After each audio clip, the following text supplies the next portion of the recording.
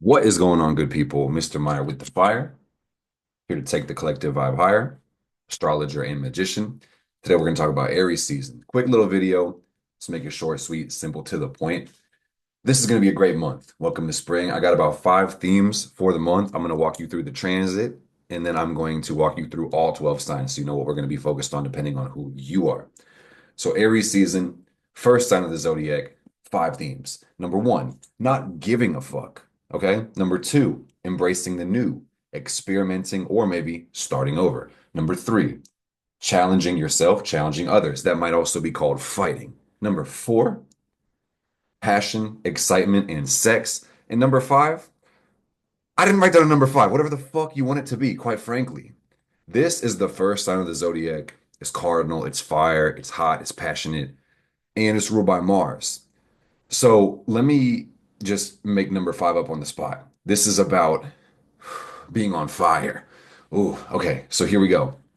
Aries season starts March 20th and it runs until April 19th. So this is the chart where we start. Of course, you'll see the sun and Aries at 0 degrees. The moon will be waning into the new moon in Aries, which we'll talk about in a second. Mercury retrograde at the start of the month and Aries, Venus retrograde right there with Mercury. You've got Mars in Cancer at 20 degrees. You've got Jupiter at about 14 Gemini. You have what else? Let me animate this chart. You got Saturn in Pisces. What the hell?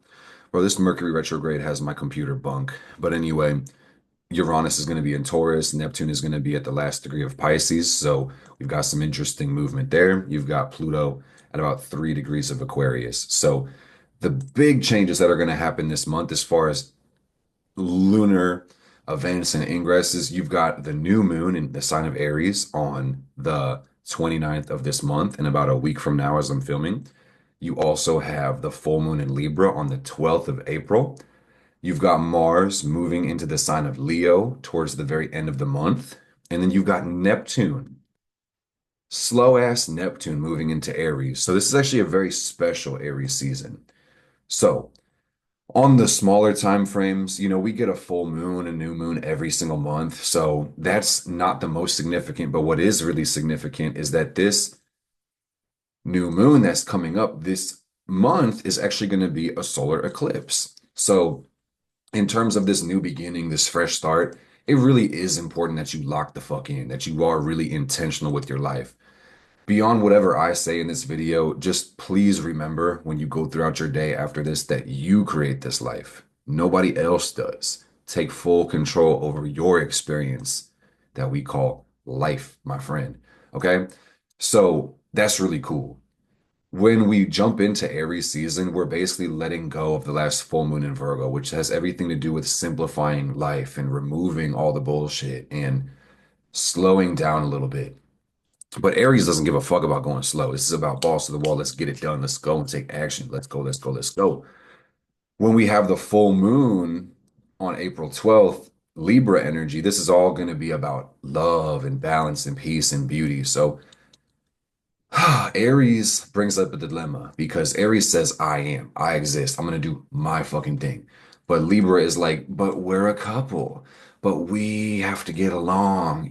So another thing that kind of parallels the themes I gave you guys is that we will have to learn how to compromise. So it's worth noting that Venus is starting out in Aries this month, and it's really important to be loving ourselves, to be relating to ourselves, to take care of our own needs. But as Venus retrogrades back into Pisces, which is going to be around, March 28th, right before that new moon, it's going to bring us a whole new flavor to the Aries season. We're starting out hot, heavy, passionate, all this fucking Aries energy. But then over time, again, with that full moon, with Venus Pisces, with Mercury Pisces, we're going to have to take some time to really consider the universal scheme of things and lock in with the greater all and serve the greater good in some way, shape, or form. So that's the beauty of this retrograde season is we get to understand personal love, universal love, how they two differ, how they relate. What else is there to say? Venus is going to conjunct with Saturn this month. So that's going to make us reality check ourselves, make sure our relationships are really stable and can sustain the test of time, and get our motherfucking money right. This is a really good business month, an accounting month. That's optimistic, but at worst, you may feel broke as a joke and it's not funny because you have more month at the end of the money, or you ain't got no bitches and that sucks. So, boo-hoo, wham, wham, wham, take action, go get the fuck out and do something about it, okay, bitch. And then we got Mars in the sign of Leo, towards the very end of the month. And I'm just gonna prepare you guys because this is more of a Taurus conversation. I'm just gonna go forward like a whole month, like a month and a week. If you're looking at the chart, boomski. You see, we have Mars opposite to Pluto about the first week, about 1 week into Taurus. And pressure is going to be building all Aries season. Aries, again, is all about asserting your right to exist, having a new rebirth. You have some contractions, some chest pains or whatever. And, Mars opposite Pluto, this happens every so often. And we actually had it twice in 2024 because Mars applied to Pluto in an opposition. Mars went retrograde in the sign of Leo, went back into Cancer, and then it went direct. And now it's finally, I say finally, but it's really about a month from now, going to hit that opposition with Pluto. So just understand, guys, this is about evolution, stepping into your power, breaking down limitations. And frankly, guys, I'm going to turn the chart off so I can look you in the windows to your soul when I say this. If you don't feel powerful or have control over yourself, which is Mars Pluto, control over yourself, you're very likely to want to assert your control over other people. And that's not necessarily going to be fair, righteous, or a good fucking thing. And also, with the same thing on an opposite spectrum, people just don't know how to fucking control themselves. So, my best advice for this Aries season is just mind your goddamn business, fulfill your passions, live your life to the fullest. You may want to feel like challenging people and just trying not to step on anybody's toes unless you know you're ready for a fight and you're ready to get your ass whooped or you're going to mog the whole competition. So let's go into the sign breakdown, make this short, sweet, simple, and amazing. Aries rising. This is going to put Aries in the first house. So this month for the Aries rising is really about focusing on yourself and just being yourself. This might be a complete new birth for you, my friends. Taurus rising, Aries in the 12th. You're going to be focused on your dreams, your subconscious, the inner world. You might spend a lot of time by yourself. Hopefully, you're not fucking your life up with addictions and escape.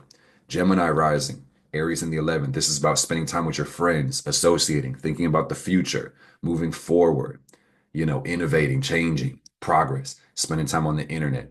You've got Cancer rising, which is Aries in the 10th, and that's new goals, taking action, conquering the fucking world. You've got Leo rising, which is Aries in the 9th, new travels, new learning, philosophies, spirituality, overall expansion. This could be about a generalized self-development arc over this month for the Leo rising. It's a fire sign. It's going to be a lot of fire for them. Virgo rising like myself. These motherfuckers are going to be focused on power and evolution, the occult, psychology, diving deep, making investments, um, and secrets. Might not see these people too much either. Libra rising is going to have Aries in the 7th, so focusing on relationships and focusing on balance within their lives, and such as the life as a Libra, focusing on beauty, focusing on harmony. You've got Scorpio rising, which puts Aries in the 6th. The Scorpio rising motherfuckers are going to be dealing with a lot of haters. They're going to be working their ass off. They're going to be focused on their health. They're probably attract haters come with the territory. I see it's also self-improvement, the glow up, and somebody probably gonna fucking hate it. And it's their problem, not yours. Sagittarius rising, Aries in the 5th. That's gonna be having a good time, living your best life, creating something. You might be popping out kids like it is what it is, man. Because it is springtime. Something's in the air right now. You got Capricorn, and that's Aries in the 4th house. And that's gonna be about spending time in the inner world. All right. It's going to be about spending time at home, spending time with your fam, being in your feelings, caring about shit for once, Capricorn. You've got Aquarius, which has Aries in the 3rd house. And these people are going to be getting out there, communicating, sharing their ideas, talking their fucking uh, mouth off, talking your ear off, basically. They might be spending time with, friends, familiar faces, going to familiar places, getting around the neighborhood a little bit more often. And the Pisces rising has Aries in the 2nd house, and these motherfuckers are going to be touching some grass and stabilizing their life, getting some money. And that's really cool. The only thing I didn't really talk about is the retrograde cycle and then Neptune going into Aries. And frankly, guys, Neptune is going to be in Aries for about 13 fucking years. So this is actually going to characterize a whole cultural shift. And with the last 13 years of Neptune in Pisces, we've seen a world that's more unified and spiritual and, aware of the higher planes of existence. And no one knows what the future is going to hold. If you really want to do some retrospective analysis, we'd have to look at the ephemeris and go back to the last time Neptune was in Aries. But, maybe the culture will choose violence. I don't know. Maybe we will care more about personal, individual experience as opposed to, collective shit. Time will tell. Be the change you want to see in this world. Just remember this month, Mercury and Venus are going to go retrograde. So while there's a lot of excitement and passion and fire and flames and LeBron James, just make sure you make some shit make sense, man. This is going to be a heavy month for revision with these retrograde planets we're building, but a lot of this stuff is the past that we're building. So do with that information what you will. I love you guys. It's Mr. Meyer with the fire out.